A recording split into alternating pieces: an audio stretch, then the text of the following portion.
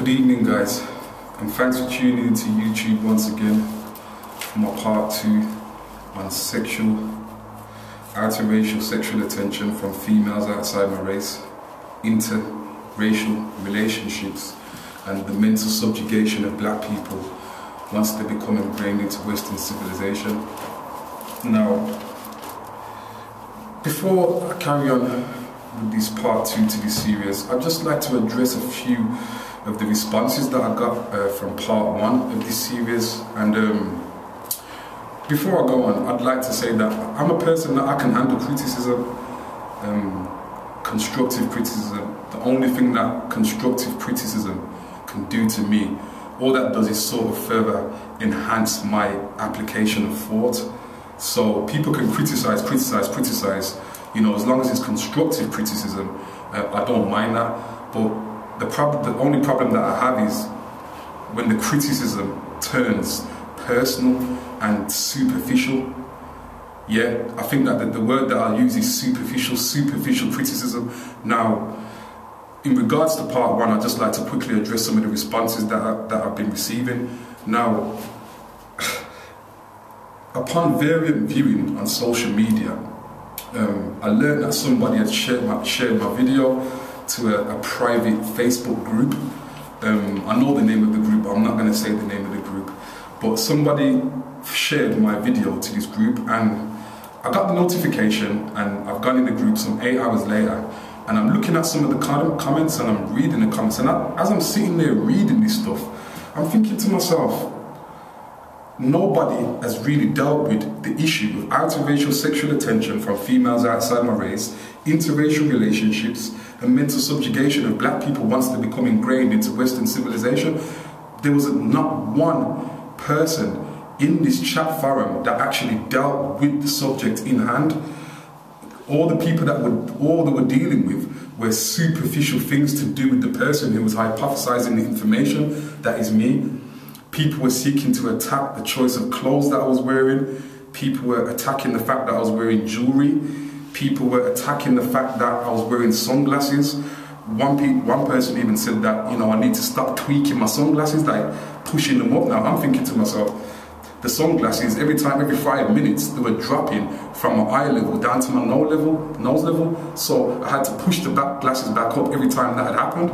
That was misinterpreted as sunglasses tweaking. Now, I just think that, as I said, I don't mind criticism, but when the criticism is superficial criticism and it doesn't deal with the matter in hand, it's just a complete waste of time, and, you know, the argument itself doesn't get dealt with. No one has dealt with the issue, and I find it really, as I said, I'm not going to stand here and dwell on the criticism that I've received, because I understand that, you know, if you don't have any criticism, you know, you won't have no success. As the Honourable Malcolm X said, you know, you're going to have critics, you're going to have people that, you know, are going to find something to critique. But please, people, please, if you're going to critique my work, at least deal with the matter in hand.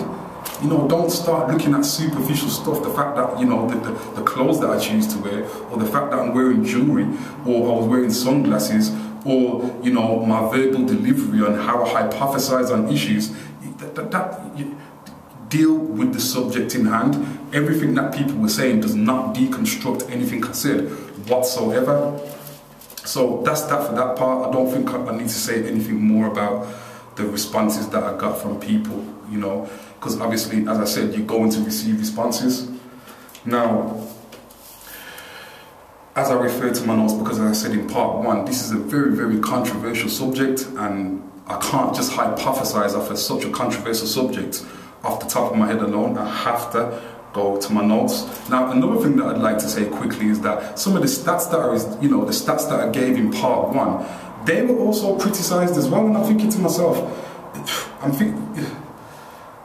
I just don't get it. I'm thinking to myself, I've given people stats, and people are actually trying to critique where I got the stats from, saying stuff to the effect of, all his work is restricted to Google and Yahoo.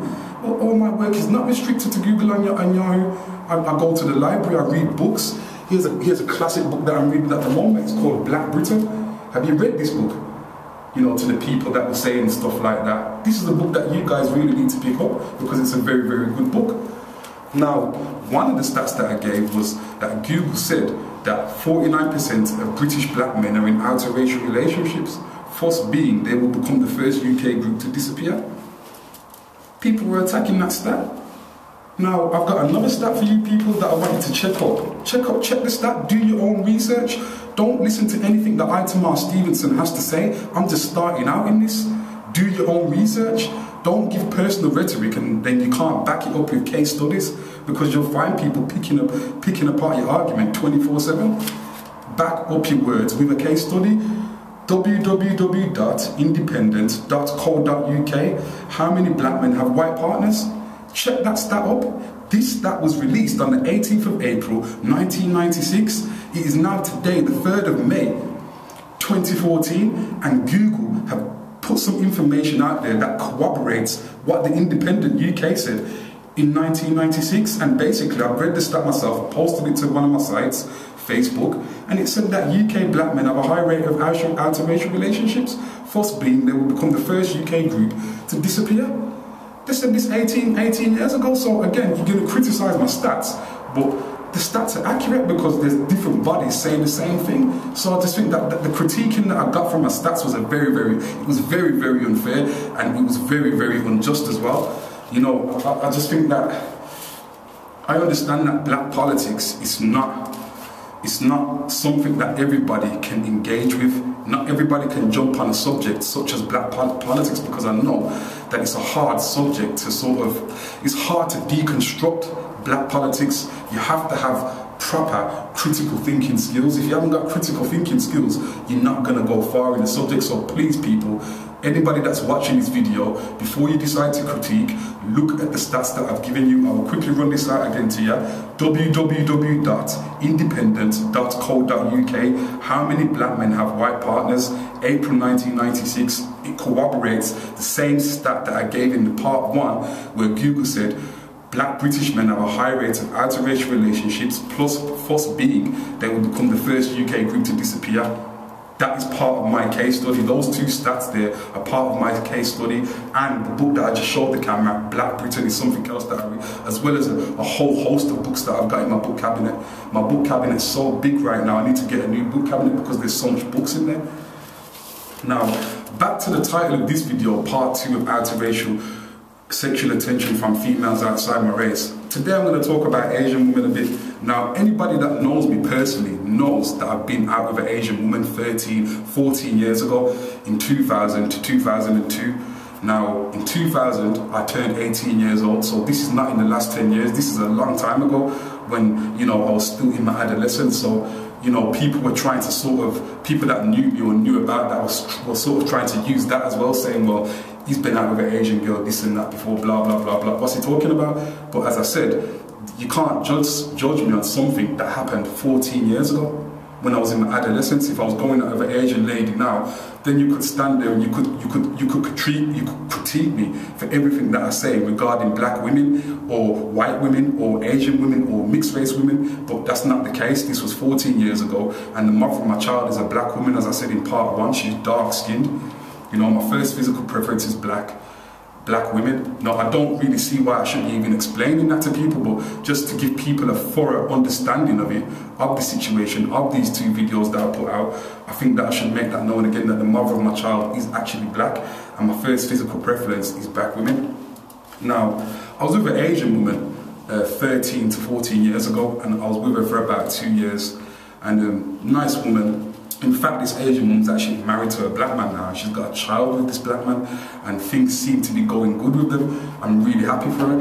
But I was with an Asian woman, and at the time, you know, I was a young adolescent.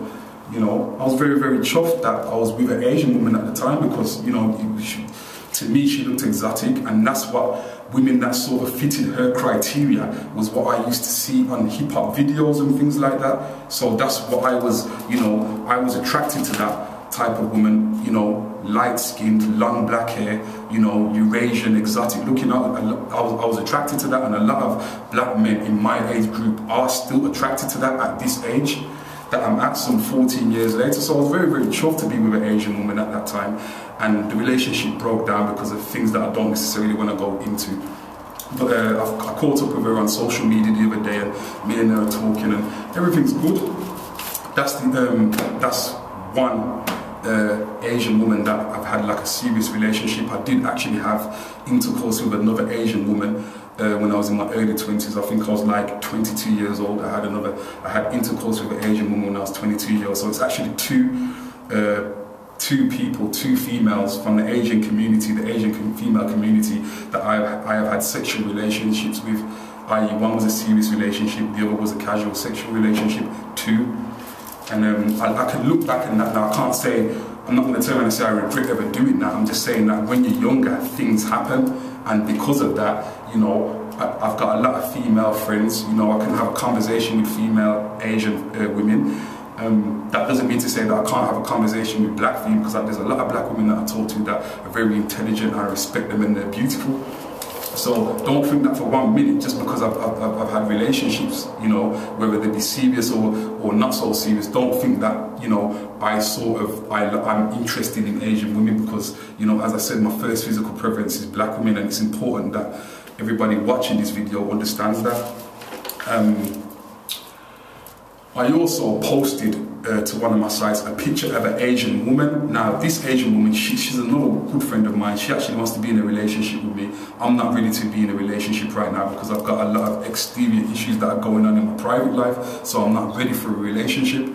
But she's my friend on Facebook. She's been seeing some of the responses that people have been saying. And again, she's just saying to me, look, Ithamar, you need to come away from black politics. It doesn't look like you've got the support from your own community.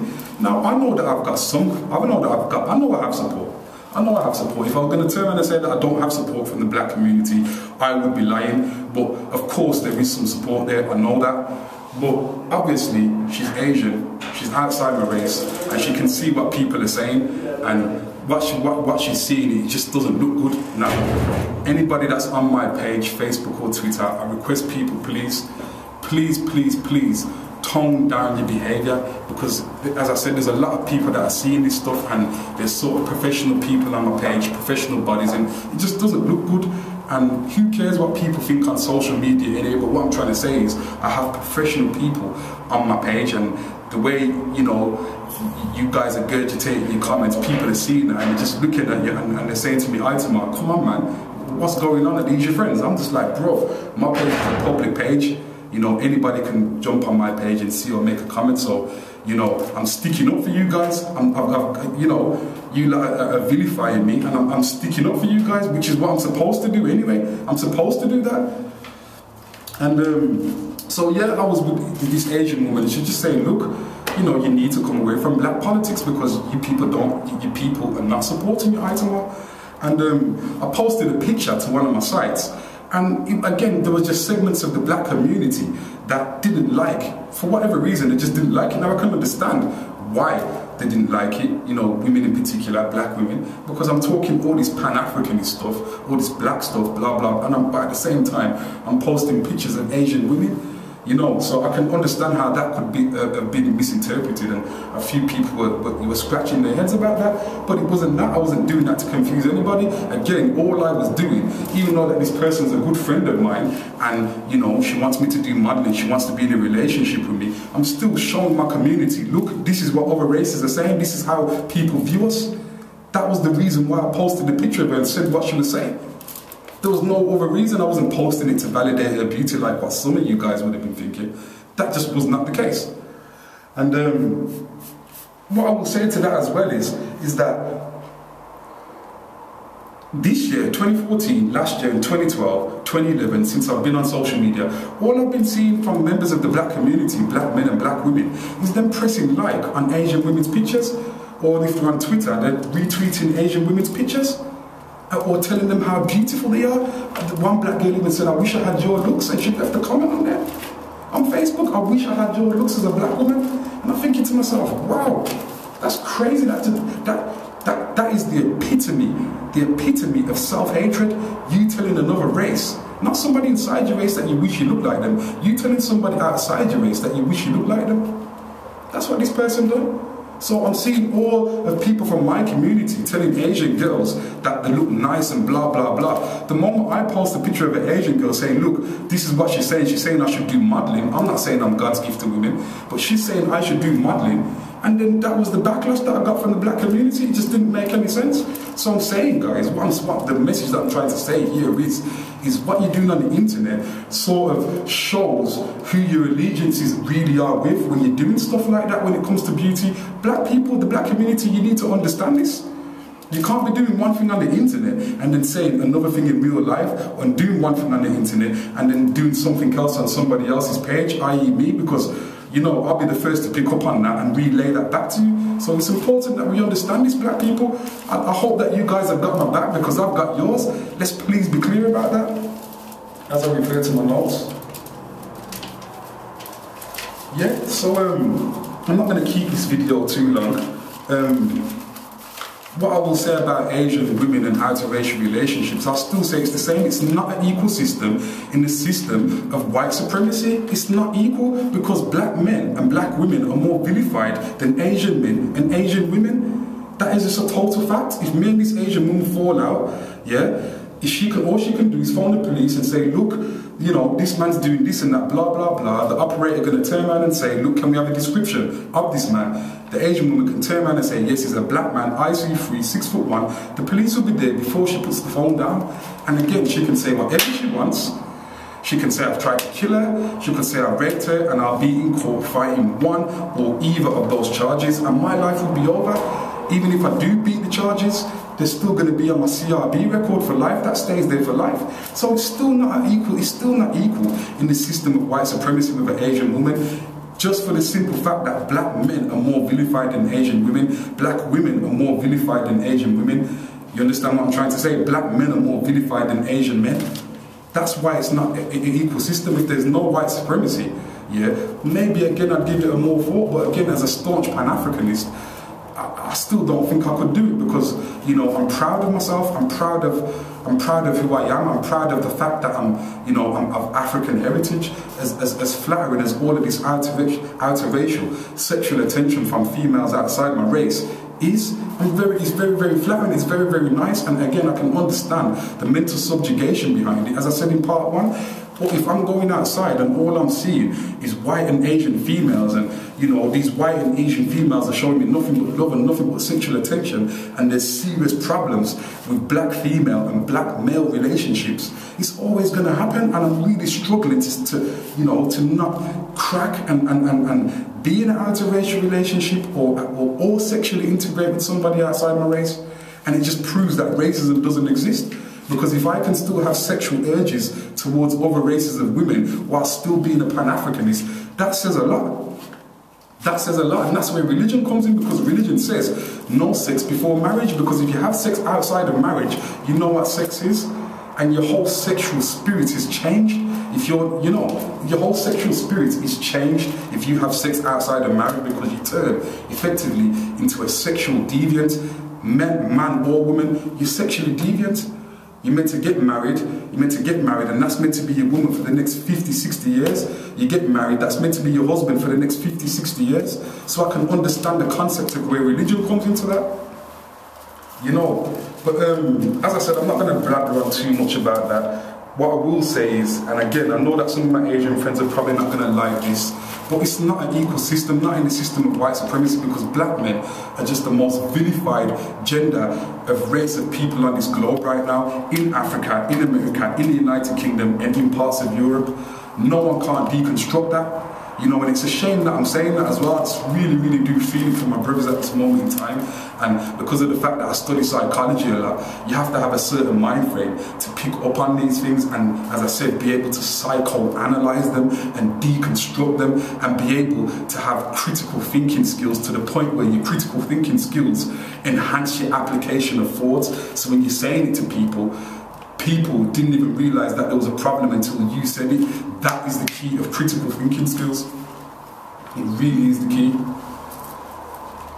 Thank you guys for listening tonight, and I hope you enjoyed part 1 and part 2 of interracial sexual attention from people outside my race and the mental subjugation of black people once they become integrated into Western civilization. And I'll be back here very, very soon with some more controversial videos and subjects of a black political nature. Thank you for listening.